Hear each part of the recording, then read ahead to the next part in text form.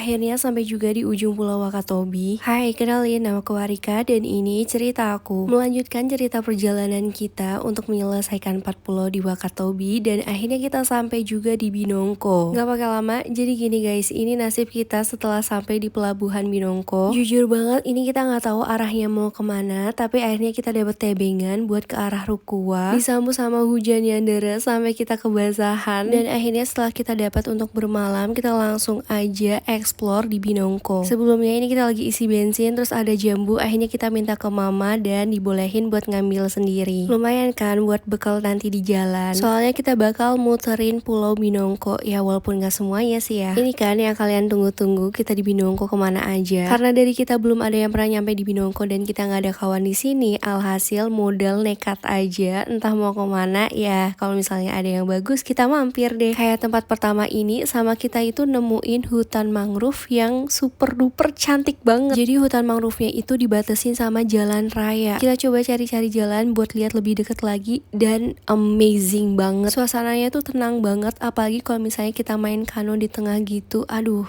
cakepnya. Waktu kita jalan sedikit lagi tuh ternyata ada gazebo yang udah langsung ke pinggir hutan mangrove-nya. Tapi kalau misalnya ada yang repot, kenapa harus yang gampang? Enggak guys, bercanda.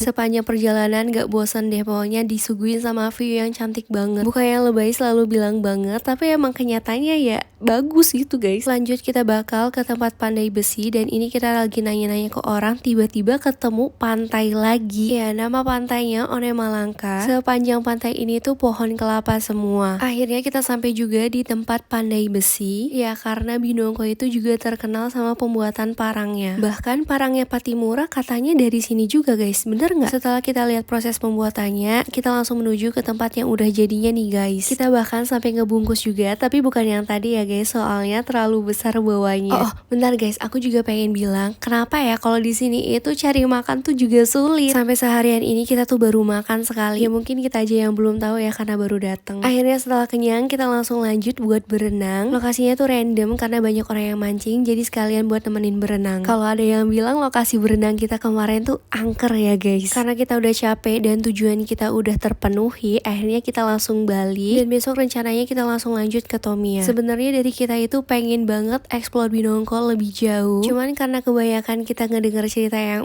gitu deh dan gak ada yang nemenin kita main daripada nanti ada suatu hal, jadi nanti kita balik lagi aja ya ke Binongko kalau misalnya ada yang mau nemenin. Setelah itu kita naik kapal, jangan tanya kita rebahan ya karena kapalnya goyang-goyang. Segitu dulu, nanti kita cerita lagi, bye.